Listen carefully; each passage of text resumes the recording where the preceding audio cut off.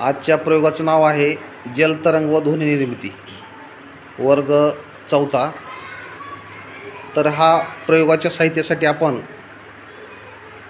एकाच प्रकारच्या 7 वाट्या, पाणी, चमचा आणि विविध रंग असं साहित्य जमा केलेलं आहे. तर सर्वप्रथम काय केलेलं आहे, 7 वाट्या एका लाईनमध्ये ठेवलेल्या आहेत आणि त्याच्यामध्ये पाणी मिसळलेलं आहे आणि पाण्यामध्ये रंग आहे.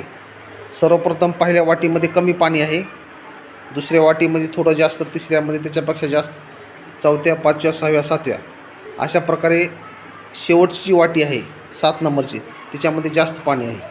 तर आता आपण आपल्याकडे एक चमचा आहे, चमच्याच्या साहाय्याने आपण सुरुवातीची कमी पाण्यानं भरलेली वाटी आहे तिला आपण टिचकी मारून पाहूया. तर आपल्याला कोणता ध्वनी ऐकू येतो हे आपण पाहायचं आहे. ही वाटी आहे, अशा प्रकारचा ध्वनी आलेला आहे. दुसऱ्या वाटीत पहा,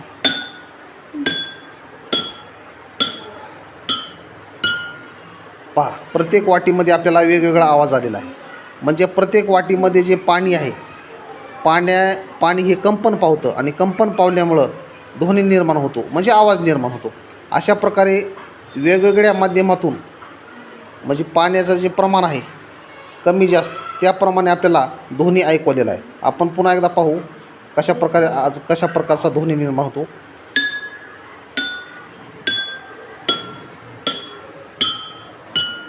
अशा प्रकारे वेगवेगळा ध्वनी निर्माण झालेला आहे आणि याच्यातून आपल्याला हे निष्कर्ष होतं की कंपनामुळे ध्वनी निर्माण होतं.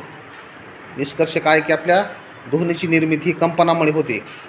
आणि याच्यामधून आपल्याला असे प्रश्न निर्माण होतात की रोजच्या जीवनामध्ये आपल्याला कोणकोणते ध्वनी ऐकू येतात.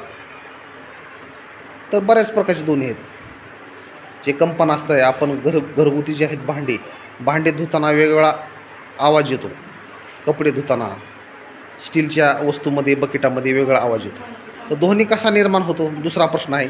तर ध्वनी ह्या कंपनाने निर्माण होतो. तिसरा प्रश्न, ध्वनी क्षेपणाच्या पडद्याला आपण स्पर्श केल्यास काय जाणवते.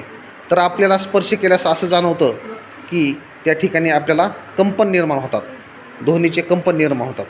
अशा प्रकारे आजचा प्रयोग जलतरंग व ध्वनी निर्मिती संपलेला आहे.